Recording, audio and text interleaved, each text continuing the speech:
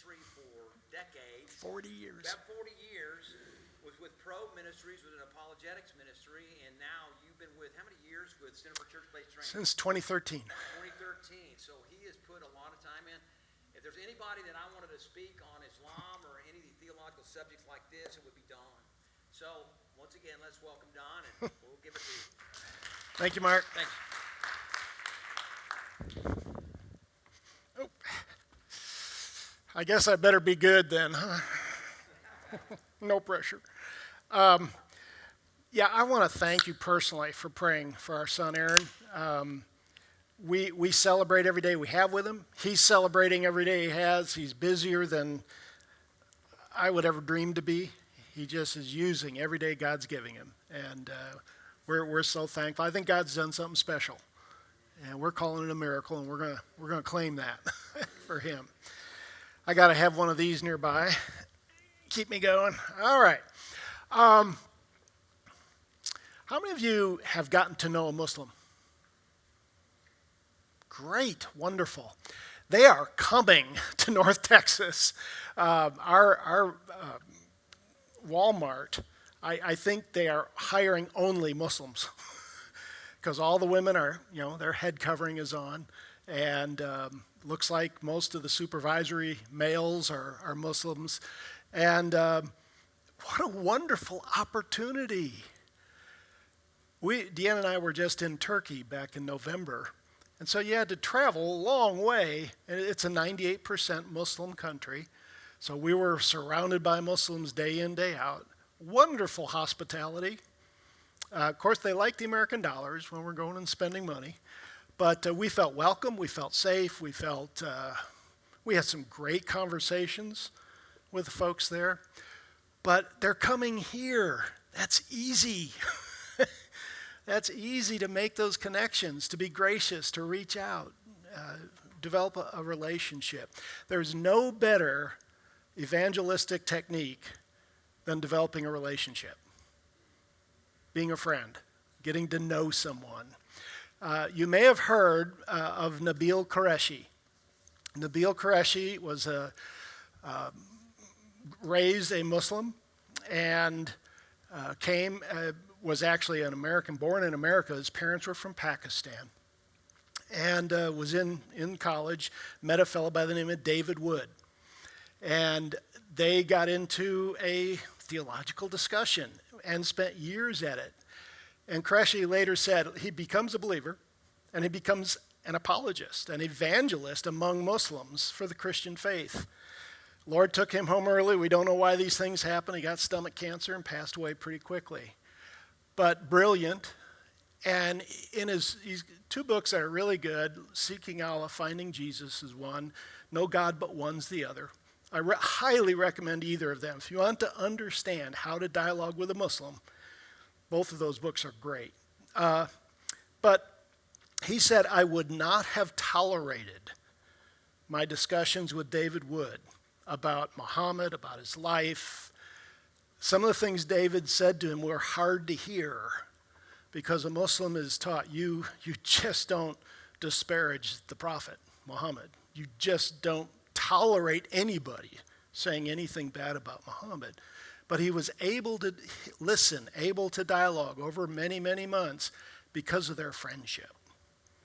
He said, I would have walked away much sooner had we not established a really deep, meaningful friendship. So I recommend that. It doesn't matter if it's a JW, a Mormon, anybody of another worldview, another faith tradition.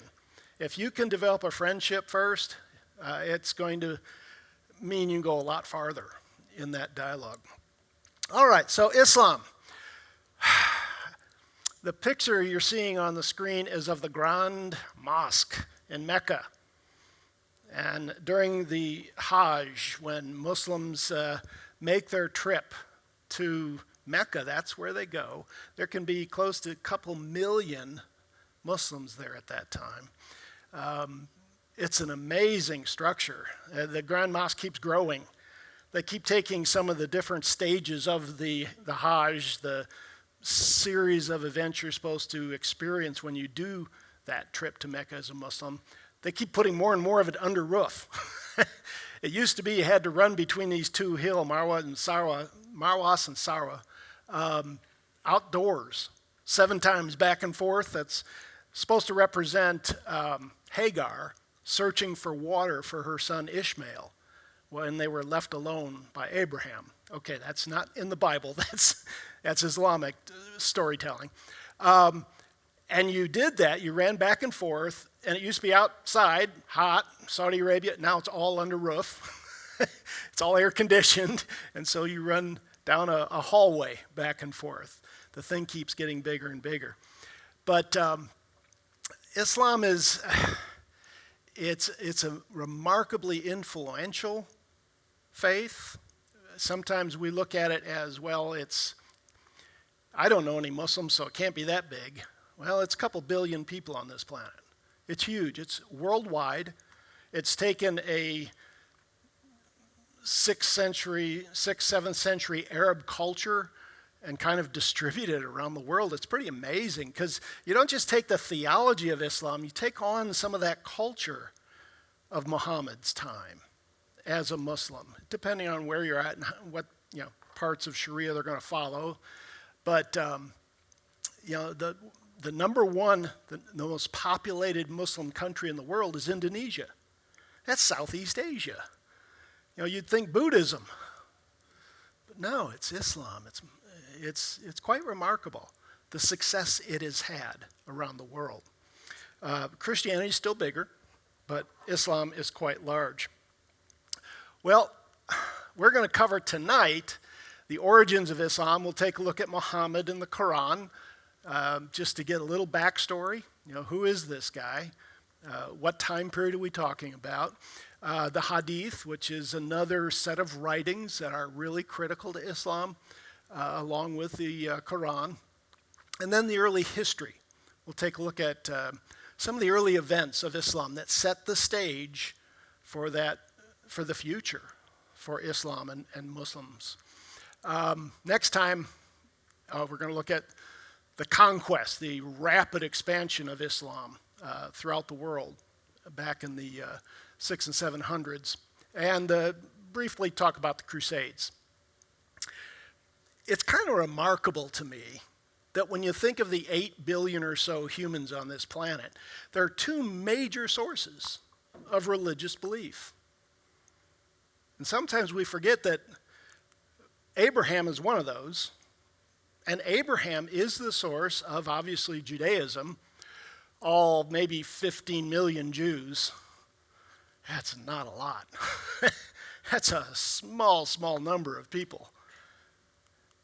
Then you've got Christianity with about 2.5 billion people who claim. Now, are they truly Christian? Are they, true believers, followers of Jesus Christ? That's for God to decide, not us. But they would claim to be Christian. And then you've got about 2 billion Muslims. All 3 religious traditions look back to Abraham for their source. And there's that remark. Can one person have an impact on this planet? There's a great example where one person has impacted the thinking of billions of people down through the centuries. The other source are what often called the Aryan people of the Indus River region, Indus Valley in India. And you get Hinduism obviously out of that, over 1 billion. You get Buddhism is an offshoot, a reform movement, if you will, of Hinduism, and then all the variations that come with that. You can't see this too well, but I like to tell people human beings are incurably religious creatures. And if you start a religion in the morning, by that afternoon you'll have 10 different sects. I mean, we love to dice and slice and split off.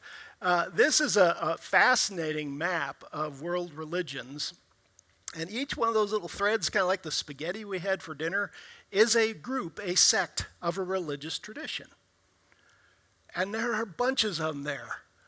And you can kind of see how they group. This is the fellow that put this together. It's quite remarkable. A lot of work. And you can get a pretty good sense of the history of the development of the world religions. There are some things on there I might not do the way he did, but that's all right. It's still a pretty good tool for getting a sense of how religious humanity is. We are creatures of meaning. We desperately need meaning and purpose. And so we look to all these religious traditions. This is Islam, the green.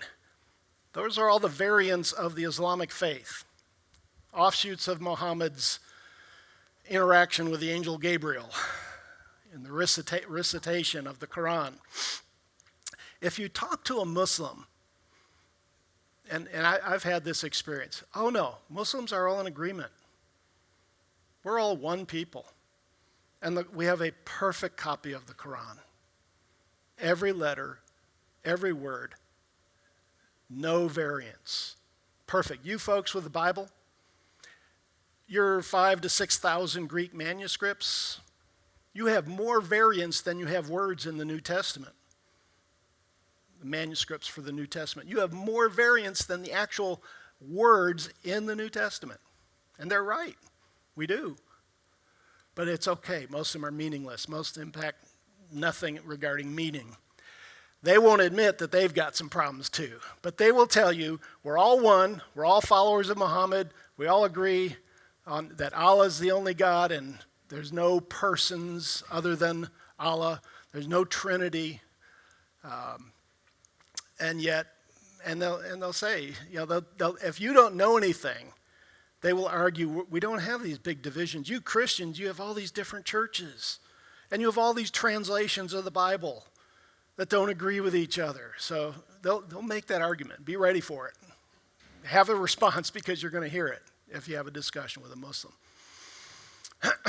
All right, let's talk about the early development of Islam a little bit.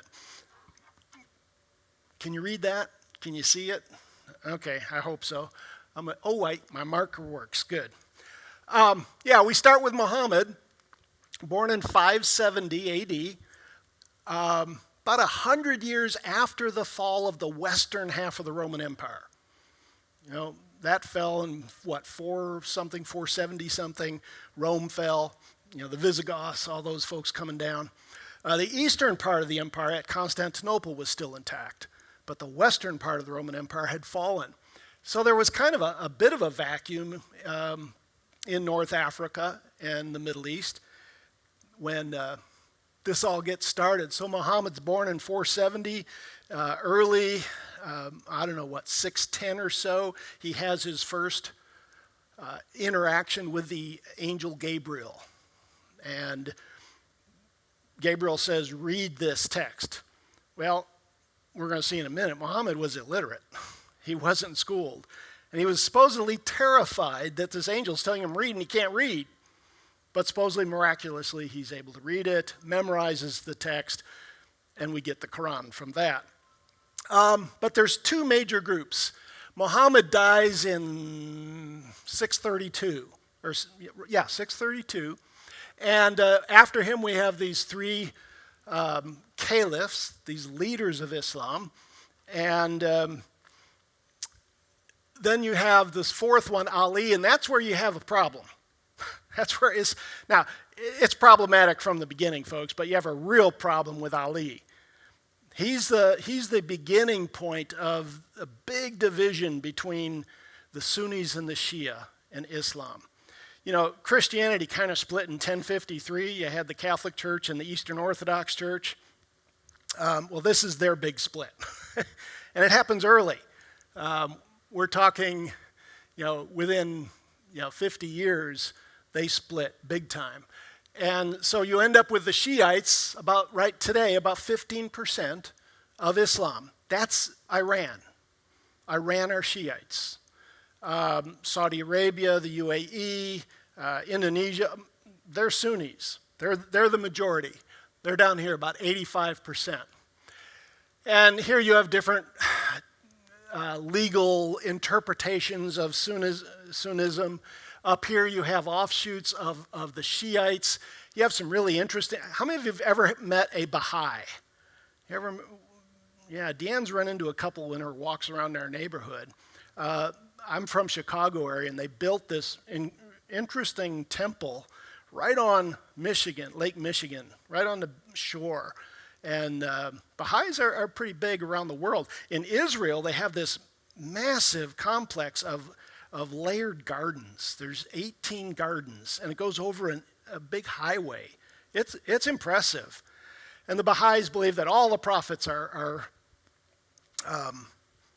worth reading. They're all valid, except their prophet's the big one. Baha'u'llah is the final prophet for them. So every group seems to have their own final prophet. And then you've got the Druze, lots of Druze in Israel. They're in the army, the IDF. We were in Israel a few years back, and we ate in a Druze restaurant. Very friendly folks, interesting. They look back to Jethro, Moses' father-in-law, as kind of their founder. And just some interesting ideas. They combine Eastern thought, Greek thought with a little bit of Hinduism with Muhammad and Allah. The Alawites, we were in Istanbul doing the walking tour. You go between the Blue Mosque and the Hagia Sophia. If you ever get to go to Istanbul, do it. It's astonishing. The Hagia Sophia built probably, the 400s, 500s. It's 1,500 years old. For 9 centuries, it was the largest human-made enclosure on the planet. And that was a church built originally by Constantine's mother-in-law. But it's still there. Now, they've made it a mosque. Once the Muslims took over Constantinople, they turned it into a museum. Now it's a mosque. But you can still walk through it. They cover up a lot of the Christian symbolism, but there's some still there that they've allowed. Just a remarkable place, though, to walk, to know that thing's been there 1,500 years. The Blue Mosque across the way is about as impressive. It's only been there about 500 years. But the Hagia Sophia is amazing. We were doing the tour, and I find out that our tour guide is an Alawite, a small group within Islam, offshoot of Shiism. And we got to talking. And we were with them for about 6 hours that day. And we were discussing, they're kind of a Gnostic group of Muslims. They mix Neoplatonic thought with Islam. Very strange. They believe in reincarnation. They look back to Peter. The Apostle Peter is one of their founders. Just a weird group of ideas. He was arguing that, the Jews, this whole Yahweh thing, they got all that in Babylon. They borrowed that from the Babylonians. No, they didn't follow Marduk or the gods of Babylon. No, they had personal encounters with Yahweh. So fascinating, and he was very open to discussion. We had a friendly interaction for hours, and it was a lot of fun. But there's all kinds of Muslims out there. Have any of you been to Abu Dhabi in the Emirates?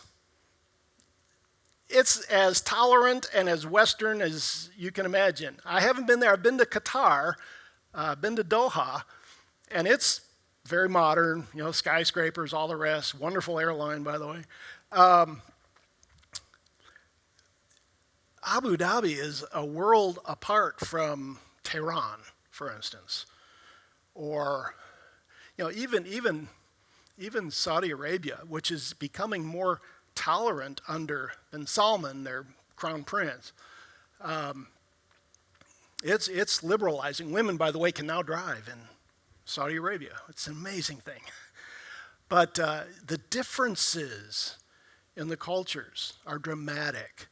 But they all worship the same system for the most part. All depends on how they interpret it, how their teachers, what's been the tradition in, for instance, Saudi Arabia. They have this movement called the Wahhabi movement. Very conservative, very aggressive in their view of the West. And bin Laden was impacted by that line of thinking. So you can't Just because you find out somebody's a Muslim, don't assume you know what they believe or how they're going to interact. Ask questions. Ask questions. Again, tremendous evangelization tool. Ask questions. Before you dump your theology, find out what they actually believe. Don't answer questions they're not asking. Make sure you're asking good questions of them. All right, moving right along.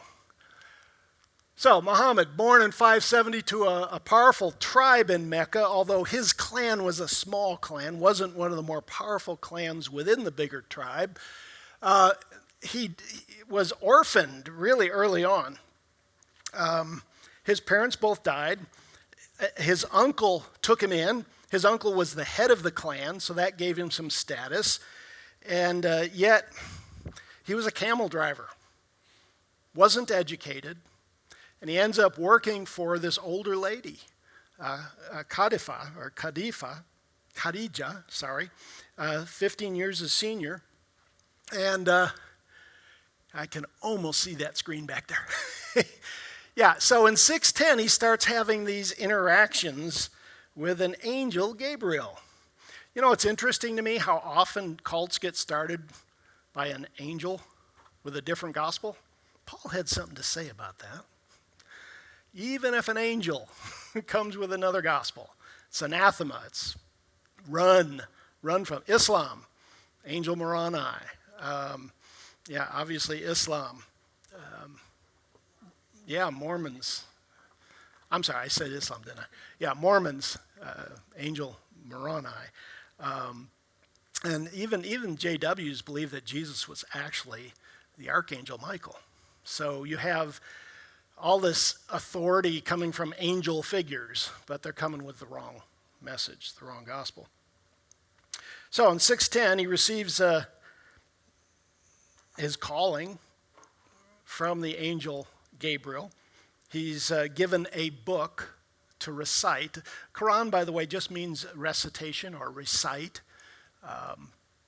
And his message had 3 simple points. First of all, that there's one God. Okay, so far so good. We can agree with that. All people has to submit to him. In fact, to be a Muslim, Islam is submission. That's what it means, to submit. A Muslim is one who submits. And that there will be a judgment, and you'll be judged based on your obedience. Now, Allah might be merciful, but there's not a lot of grace here. You have to earn it. You're responsible. And we'll talk about beliefs and some anthropology, how do Muslims look at human nature next week. But you're responsible in Islam, and you never know. You never know till your last breath, and even then, I guess you don't still know whether or not you've done more good things, more good works, versus the bad works. Supposedly there's an angel on each shoulder that's recording your good works and bad works. And you hope your good works outweigh the bad ones. This interaction with Gabriel, at first, Muhammad was terrified.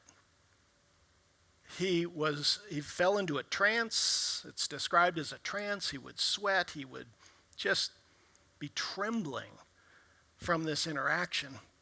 At first, he thought it was a jinn, similar to our word genie, but they're evil spirit beings. And he thought he was being harassed by a jinn. Now, his wife immediately said, no, this is something good. This is something something God is doing. And it's a calling for you. It's showing that you're special. And she was his first big supporter and got behind him. His first followers were relatives, and then eventually built a larger following as time went on. So Muhammad starts out being very afraid of this new source of revelation, and it was a hard one in Mecca, because Mecca at that time was a center of all kinds of different forms of worship, of many different gods. Polytheism was popular in pagan Saudi Arabia. And there was, prior to Islam, the Kaaba, which is a black object I've not seen it personally, but it's supposedly a meteorite built into this structure that the pagans worshipped prior to Islam. Now, within Islam, it's at the center of that grand mosque in Mecca, and that's part of your worship when you go to your Hajj as a faithful Muslim. You'll march around that thing 7 times, and your goal is to touch at least that Kaaba or kiss it, get as close to it as possible. But he was afraid of this thing, and again, thought an evil spirit had brought it to him, that this wasn't from God. But Khadijah had another idea. So he goes for a couple of years without having any more interactions, but then the messages keep coming. And he'll have, again, over the years, the rest of his life, he'll have some of these interactions with a divine being that gives him wisdom and a message and new revelation as time goes on. But something really big happens in the year 622. He starts sharing this new gospel. There's one God. He demands obedience, submission, and there will be a judgment. Well, the Meccans didn't want that message. They were making money off people doing pilgrimages to the Kaaba in Mecca to worship many gods. And here's this guy shouting out, no, there's only one God. We need to shut all this down. We need to stop worshiping all these different gods. Well, a lot of pushback. When you hit people in the pocketbook, which is what he was doing, you get pushback, and he did. Fortunately, his uncle was powerful enough to protect him, but his uncle eventually dies, as does his wife. And in 622, he had to escape. He took the followers he had at the time, and he travels to Medina. And he's received well there. In fact, they pretty quickly make him kind of a political leader in Medina. And he has some early experiences. I'm not going to go into a lot of detail right now. I will in a little bit. But from the very beginning, Muhammad is a warrior.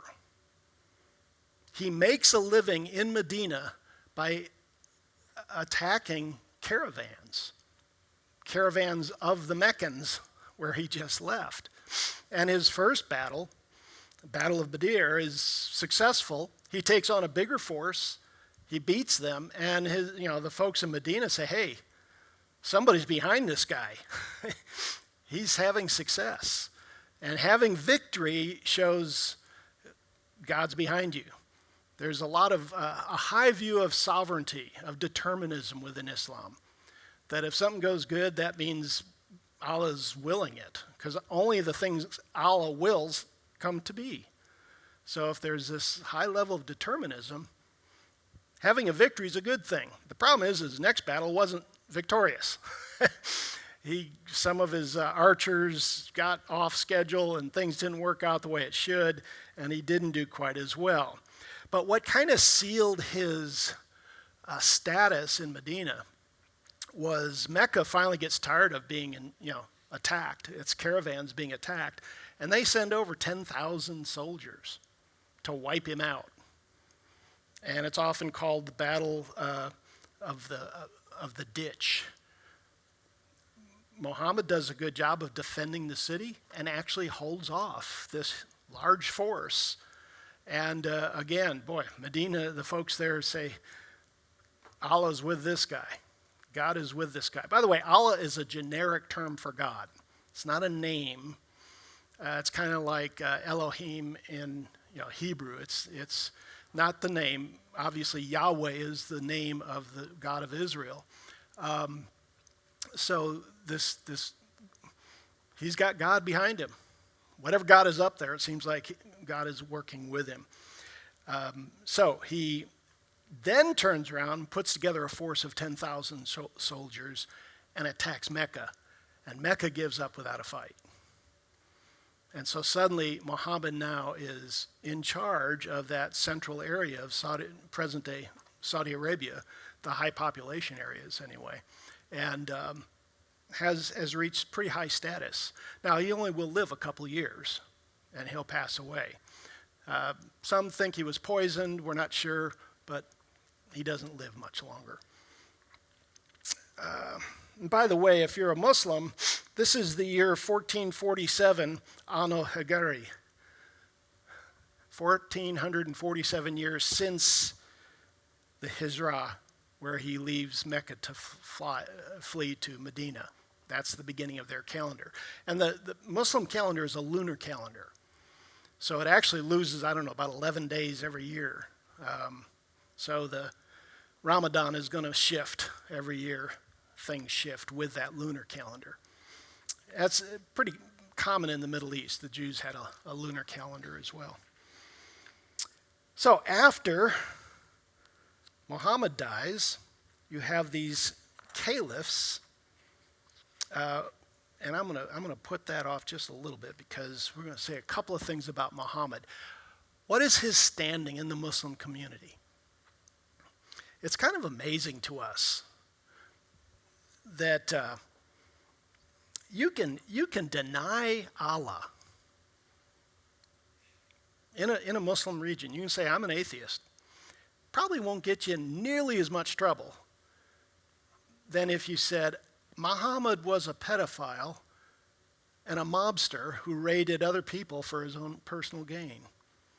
You disparage Muhammad. You go to Pakistan and start saying bad things about Muhammad, you better have good life insurance. They may kill you right in the streets. It's that bad. One of their legalists says, love of the prophet runs like blood in the veins of his community. And you can deny God, but you cannot deny the prophet. So just, if you do get into a dialogue with a Muslim, don't unnecessarily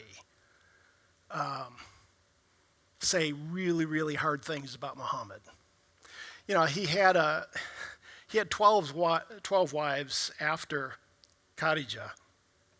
And one of them, he was betrothed at she was 5 and consummated at 9. And we go, that's horrible. That was not uncommon in that culture. And unfortunately, in some Islamic cultures today, it's still not. It's not as common, but it's not uncommon to have a young girl betrothed and then a consummated marriage when they're younger than we would like to see. It's just not that uncommon. So, he's not considered divine, but his example is perfect. They often look at him as the perfect human being. Another Muslim writes that he stands in history as the best model for man in piety and perfection. He's living proof of what man can be, of what he can accomplish in the realm of excellence and virtue. I guess. I'm not impressed. You look at the life of Muhammad, and there are a number of things that really, when you compare Muhammad's life to Jesus, there's just not much comparison. Muhammad would be ridiculed by, in fact, at one point a Jew ridicules Muhammad. Muhammad really thought the Jews would accept him as another prophet. He felt that he was right in the line of Abraham, Moses, David. You know, he's a prophet and the most recent prophet for all people. Those were prophets for the Jews. He felt he was the prophet for everyone. The Jews didn't buy it. And in fact, they ridiculed him. And so he said of his companions, who among my companions will take that guy out? And he had multiple people, a woman with her children nearby, assassinated because they ridiculed him. They made fun of his claims to be a prophet. So there are things that are hard for us to swallow. He doesn't appear to be someone of that high character.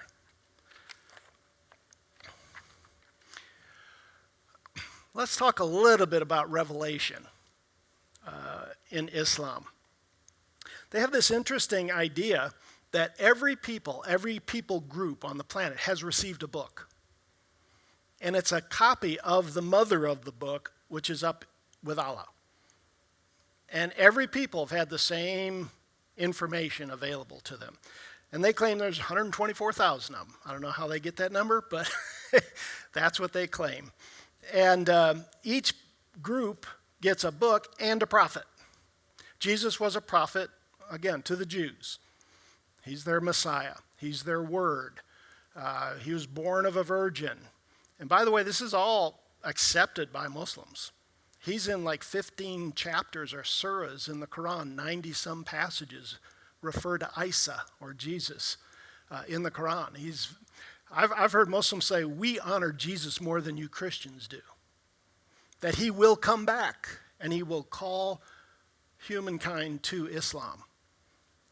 So, yeah, it's interesting that their view of prophets, they have a very high view of prophets, that Allah would not let a prophet be crucified. So obviously Jesus wasn't crucified. They're very adamant about that. Someone else was crucified in his place, and there's a couple of different versions of who, but Jesus wasn't crucified. So you have this prophets, they're almost sinless. Of course, Jesus was sinless. They claim this mother, the Quran talks about this mother of the book that's in heaven, that they claim the Quran is a perfect copy of that mother of the book. There's no errors in it. We'll see why that's a problem in just a few minutes. So we have this thing called the Quran, different spellings you'll run into, not a big deal. Just means the recitation.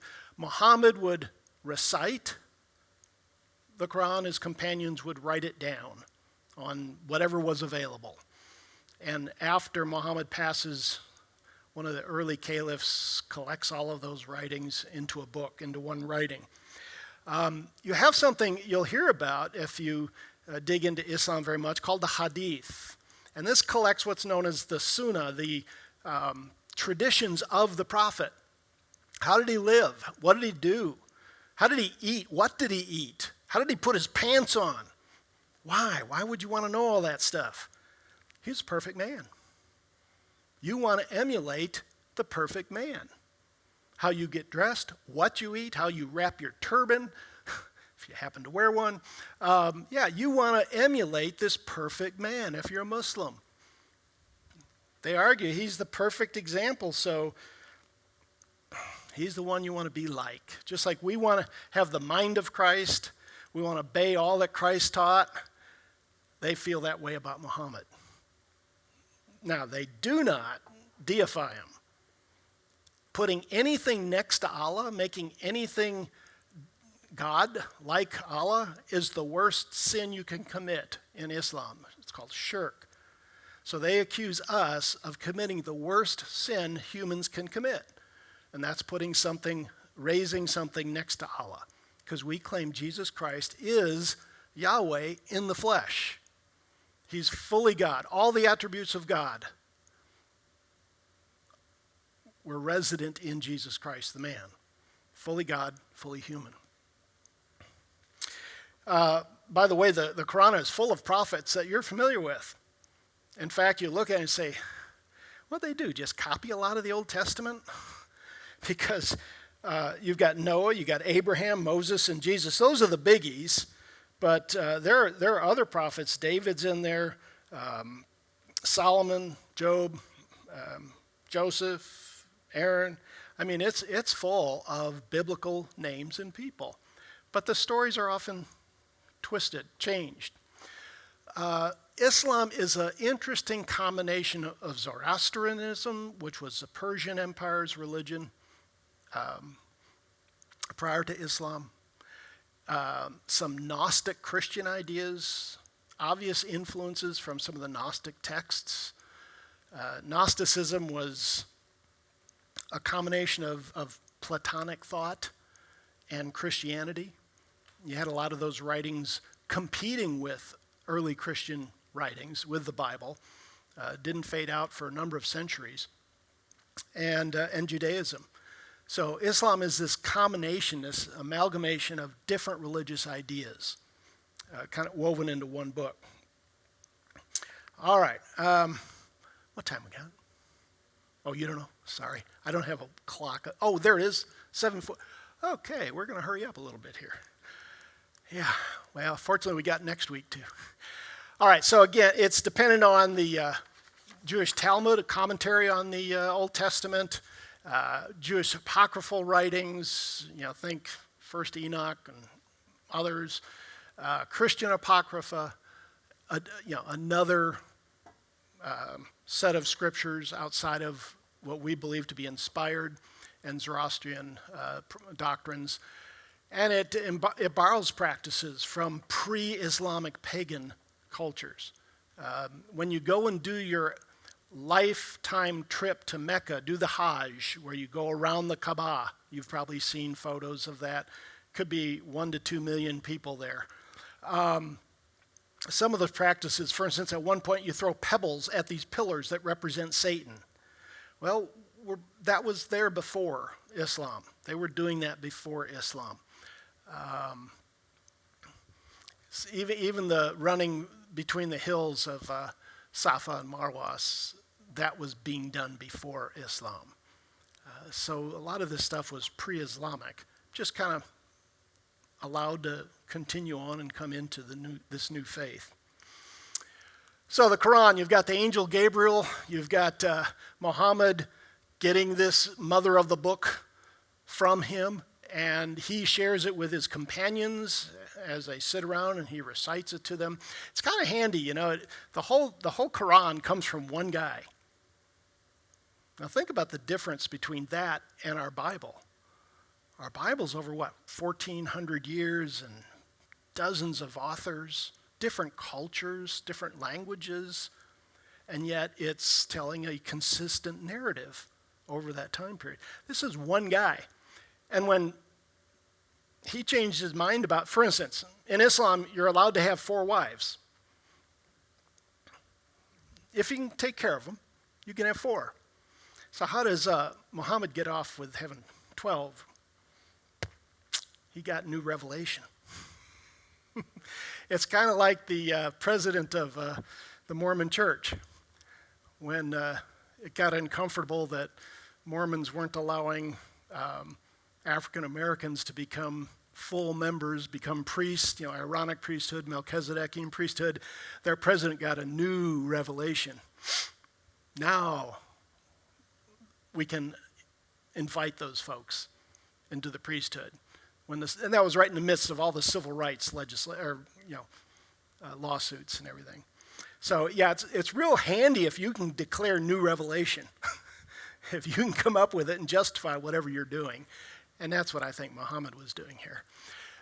Then you have this guy, Zayed ibn Thabit, who was given the task by Uthman, the third caliph, to collect all the scriptures, all the copies of the Quran at that time. Why? Because the different Muslim groups were fighting each other, saying, we've got the official Quran. And this group, no, ours is the right, text. And they were actually warring with each other. So Uthman says, collect all the different versions, burn them, and then we'll have one version I will distribute. It's called the Uthmanic Recension. We have no clue what the Quran was before Uthman. Well, we might have some minor clues. There are people we're just now digging deeper into textual criticism of the Quran. Textual criticism is a wonderful tool. That's how we're very confident we have an accurate New Testament. When you've got close to 6,000 Greek manuscripts of the New Testament, along with other languages it was translated into very early on, all the quotations by the early church fathers, which you could rebuild the New Testament from. Okay, and you study all of that, you can get back to that original version of the New Testament pretty accurate. Matter of fact, very accurately. I'm very confident we have an accurate New Testament. Is it perfect? No. There are still a few places we're not quite sure. It doesn't impact any major theological thinking. Can't do that easily with the Quran. You go back to Uthman and you hit a wall. They destroyed all the previous versions. We don't know what the right version was. And actually some other versions, by the way, have popped up since. So it's a fascinating field. It used to be, there were some Germans that were doing textual criticism about 100 years ago, and some of them kind of died because Muslims didn't want them to do it.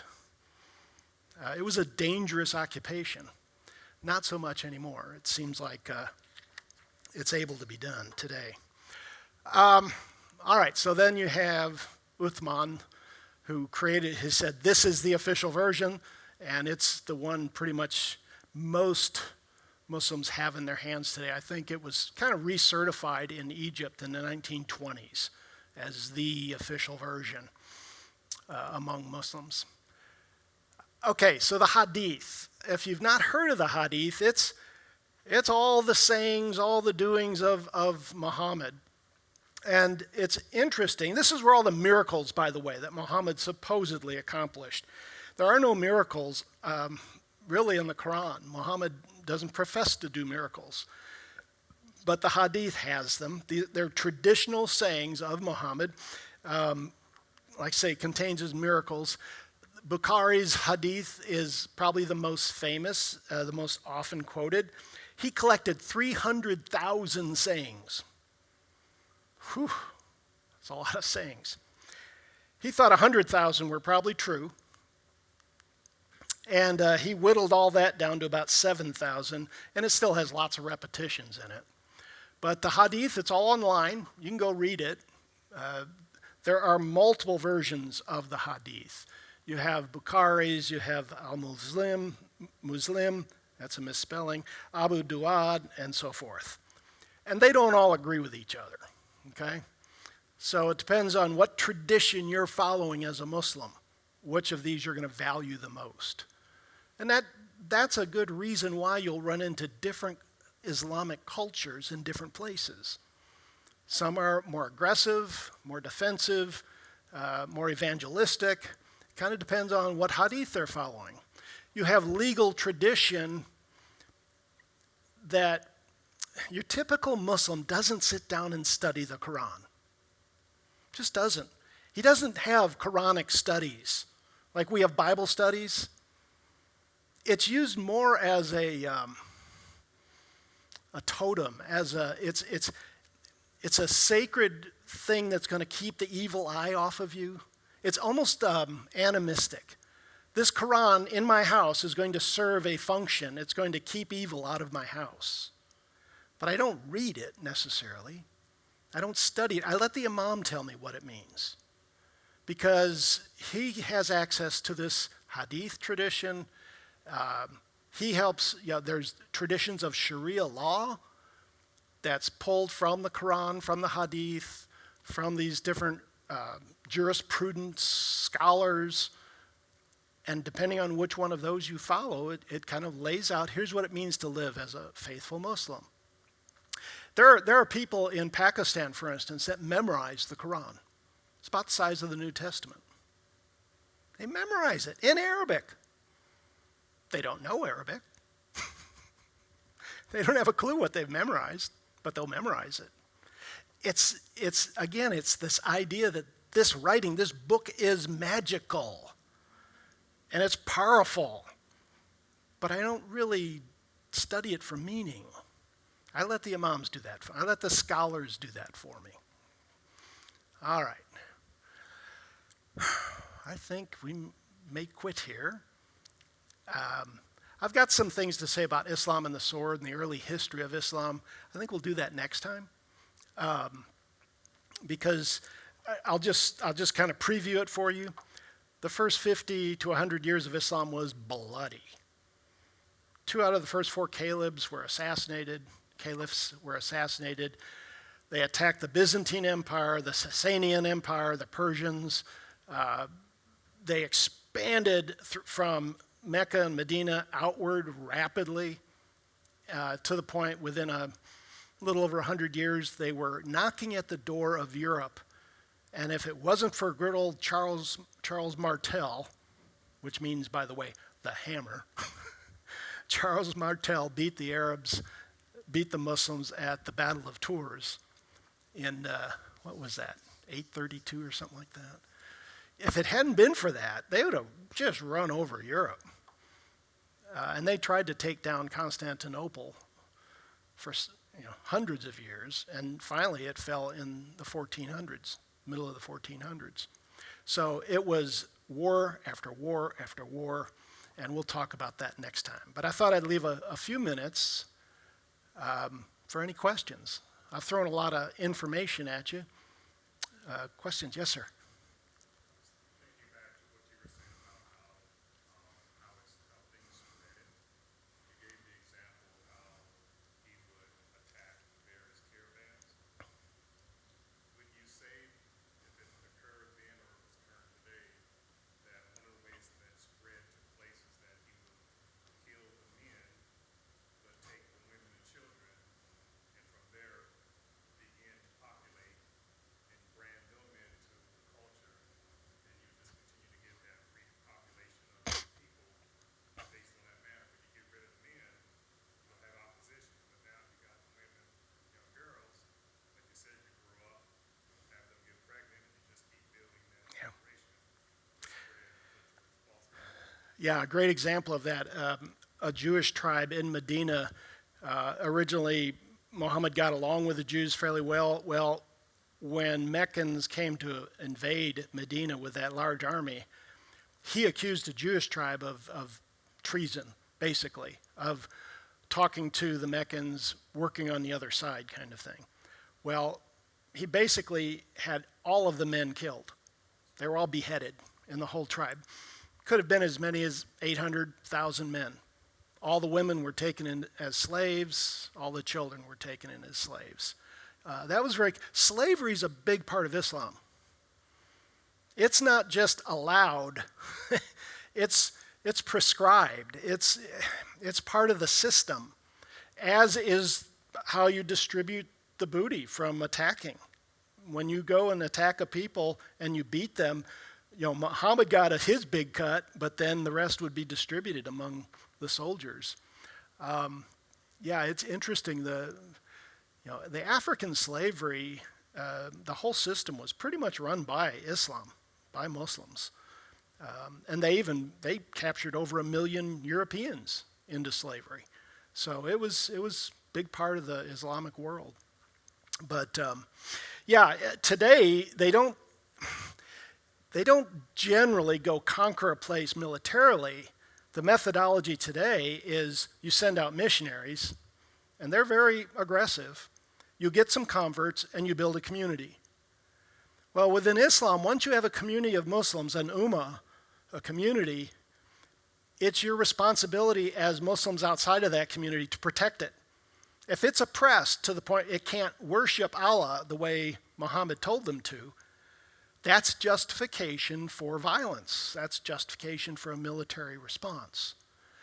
Another interesting aspect, once Islam controls some place, it believes it never loses the right to control that place. So they look at Israel, say, well, Muslims controlled it for a long time. It belongs to Islam, all of it. That's why from the river to the sea, all of Israel belongs to Islam, not just the West Bank and the Gaza Strip. So, I'm sorry? Would that be a problem with the U.S. accepting ethnic cities? What do we do with a community of Muslims who want to create a Muslim-only community and have Sharia law, which would be the next step, instituted? Great Britain's having a horrible time with this. There are areas within England, towns within England, that basically there's kind of a secondary government running things under Sharia. And I'm sure you've heard some of the horror stories of the grooming bands of Pakistani men that groomed. The numbers seem so outrageous, it's hard to believe. But by some estimates, over 200,000 British girls were raped by these grooming groups. And the police kind of looked the other way because they were terrified of being called racist. And right now, if you, in the UK, you can't criticize Islam. right now. If you do it publicly, you can go to jail. If you do it online, you can go to jail. So it's interesting. You do it in the U.S. and you come back to it. Yeah, there was even a guy who came here and did it. They arrested him at the airport at Heathrow because he criticized Islam here. And I think he didn't end up in jail, but they prosecuted him. They tried to. So, yeah, it's challenging. Yes, ma'am.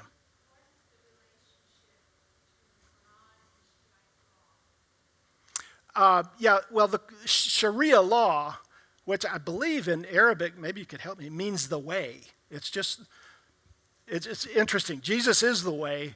Sharia claims to be the way.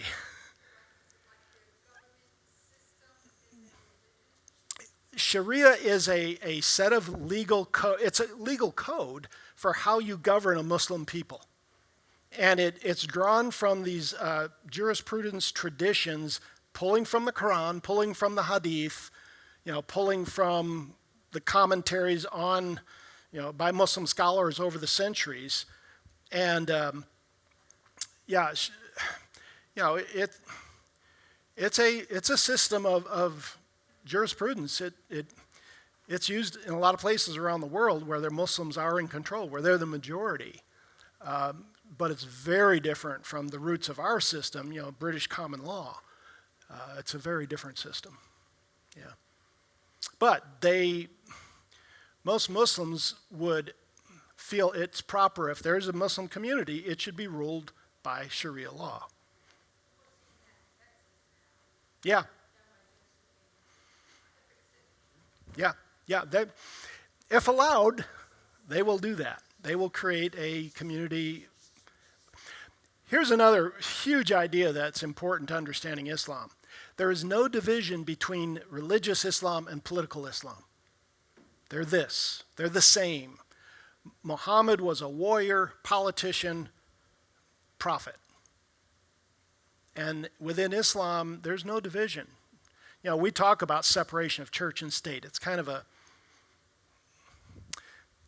it's misused as a concept in this country.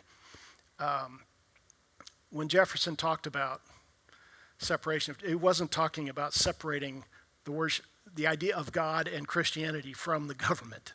It was this Baptist thing he was writing about. But they see no division.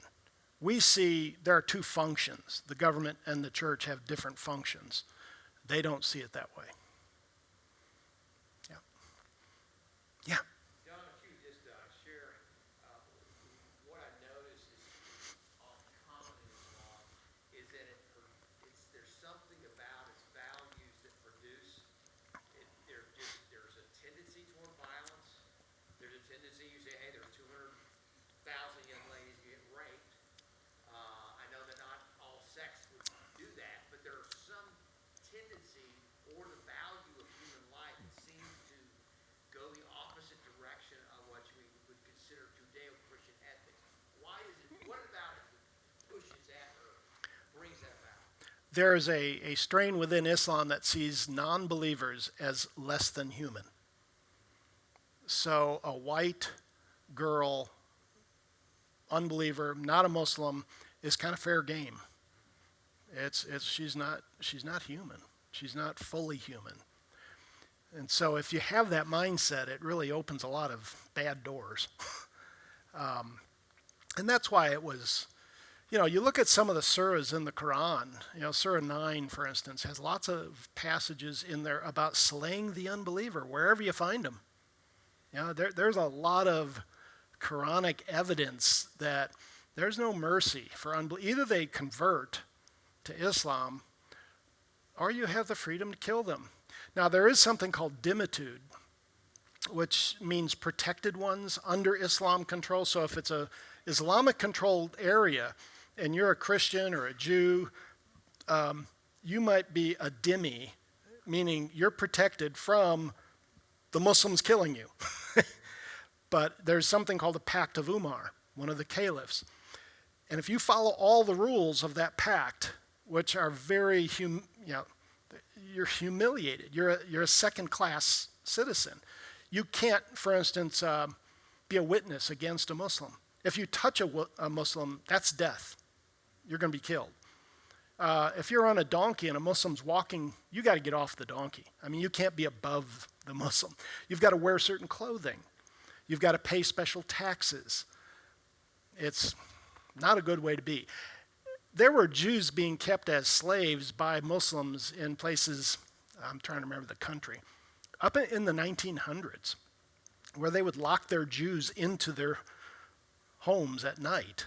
They were property of the Muslims that controlled them. There's a wonderful book by Bat-Yaor, and it's called The Dhimmi, and it documents down through history from this Pact of Umar in the 700s, how they've treated unbelievers underneath their control. It's a really significant book. It's 8 o'clock, folks. I think we're done for tonight. Thank you for your patience. We will press on next week and get into some of the beliefs of Islam a little bit more and look at some of that early history as well. What are the consequences today? What should be our attitude towards Islam? All right, let me close in a prayer. Father, thank you for this time and the privilege it is to talk about these important subjects. Father, we can be sometimes even fearful about the power that Islam seems to have over people. We look at the conflict in the Middle East right now, Lord, and yet we know you're in charge. The future's in your hands, and the Muslims around us are our mission field. And Lord, you're bringing many Muslims to faith through dreams, through visions. We just pray that there'd be a huge just flame of belief that your Holy Spirit would convict many, many Muslims to come to follow Jesus Christ. And Lord, let us be part of that. In Jesus' name, amen. Thank you, folks.